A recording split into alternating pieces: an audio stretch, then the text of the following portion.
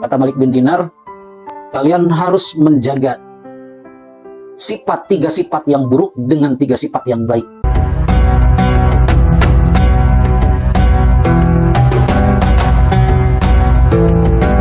Assalamualaikum warahmatullahi wabarakatuh. Bismillah, alhamdulillah, wassalatu wassalamu ala rasulillah wa ala alihi wa ashabi wa mawala amma ba'du. Jamaah Ramadan yang Allah muliakan, Allah sudah menerangkan di dalam ayatnya tentang sifat-sifat manusia yang perlu kita renungkan, yang perlu kita pikirkan. Apakah itu sifat kita atau bukan, yang mana Allah telah ungkapkan, diabadikan di dalam Al-Quran surat Al-Adiyat. A'udzubillahi minasyaitonirrajim. Innal insana lirabbihi lakanun. Sesungguhnya manusia itu banyak ingkarnya kepada Allah, membantah, membangkang, berdosa kepada Allah, dan ingkar daripada perintah-perintahnya. Apakah manusia itu tidak sholat, tidak paham bahwa itu tidak dosa? Paham. Ketika dia tidak sholat, paham. Selama itu orang mukmin, orang muslim katanya, ketika tidak sholat, dia pasti tahu bahwa sholat itu wajib, kalau tidak sholat itu dosa. Mabuk juga, yang mabuk itu sadar bahwa mabuk itu tidak baik. Yang judi juga sadar bahwa itu pun tidak baik. Tahu tentang haram. Kemudian kita lagi bekerja, mencari uang, mencari nafkah, meninggalkan sholat, juga itu tahu bahwa meninggalkan sholat itu sesuatu yang tidak boleh, yang haram hukumnya, dosa hukumnya. Tapi kenapa tetap demikian? Tetap dia dalam perilaku yang seperti itu, tetap meninggalkan sholat, tetap mabuk-mabukan, tetap berjudi. Di lain sisi dia itu sadar tentang itu adalah suatu keburukan. Kenapa? Karena kata Allah, wa innahu lihubbil khairi lasyadid, karena mereka lebih cinta terhadap dunianya. Jadi mereka itu kesadaran daripada dosanya itu kalah dengan ambisi terhadap dunianya. Orang ketika hidup seperti itu sudah menghalalkan segala cara.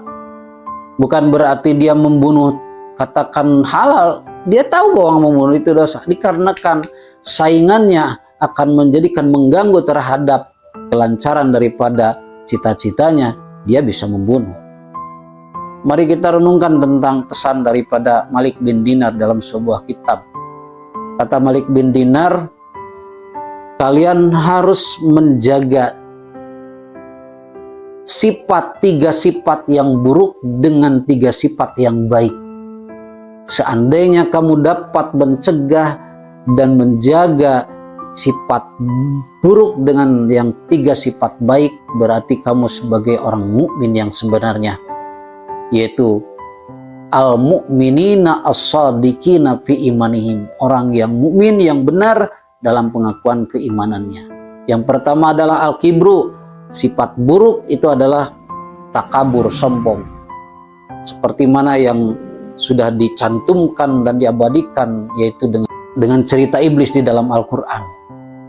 Kata iblis, ana khairum minhu khalaqtani minar wa khalaqtahu min tin. Ya Allah, aku lebih baik daripada Adam, karena engkau sudah menciptakan aku dari api, sedangkan Adam dari tanah.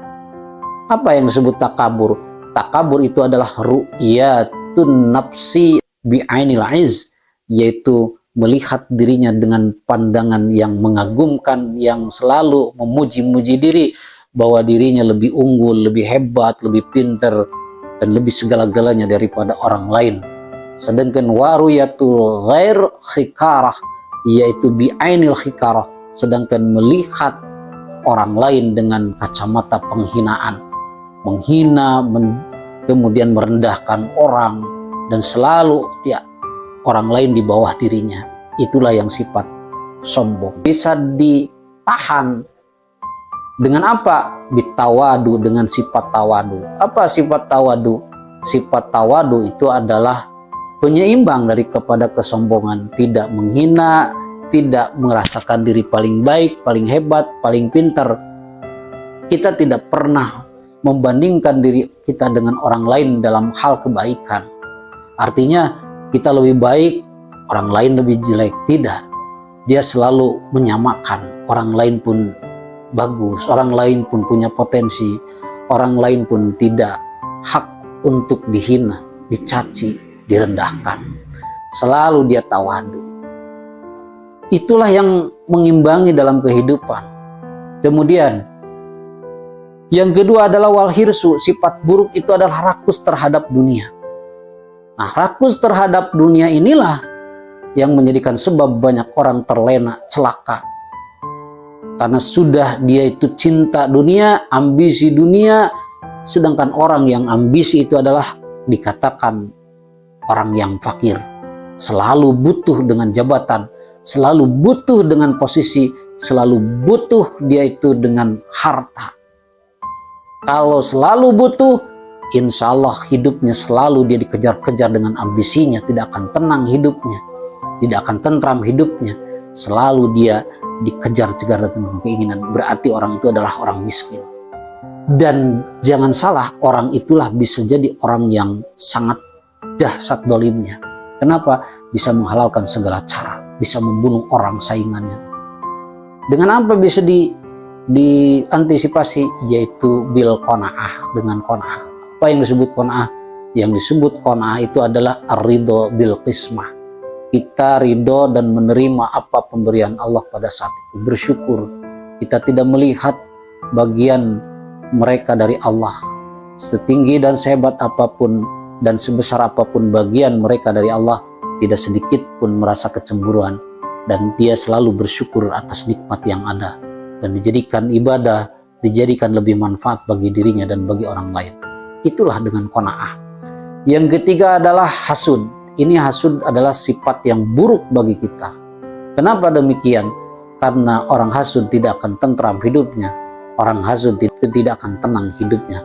Selalu dihantui dengan rezeki orang. Kalau melihat orang lebih maju, dia akan sakit.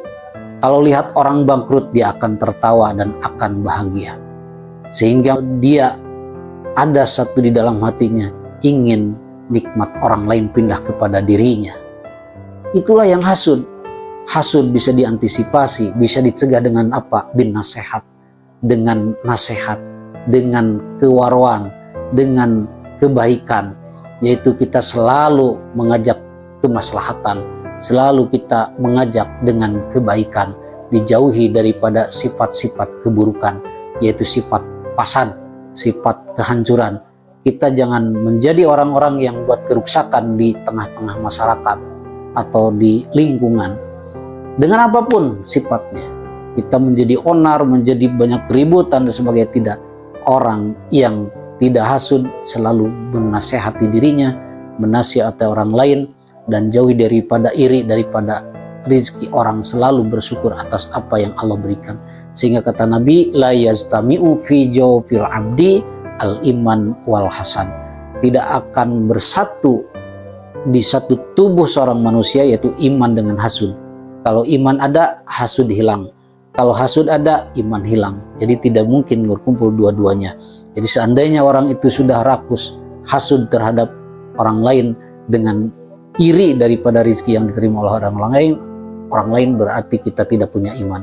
Tapi kalau kita dengan selalu menerima daripada Allah dan kemudian kita melakukan sesuatu yang maslahat dalam kehidupan, insya Allah itu akan menjadi orang yang dikatakan beriman. Mudah-mudahan tiga hal ini tidak ada di dalam diri kita dan kita dijaga dari hal-hal yang buruk, dan Allah selalu menanamkan dalam jiwa kita hal-hal yang baik sehingga kita menjadi orang yang bermanfaat dan bahagia dunia dan akhirat. Amin. Wassalamualaikum warahmatullahi wabarakatuh.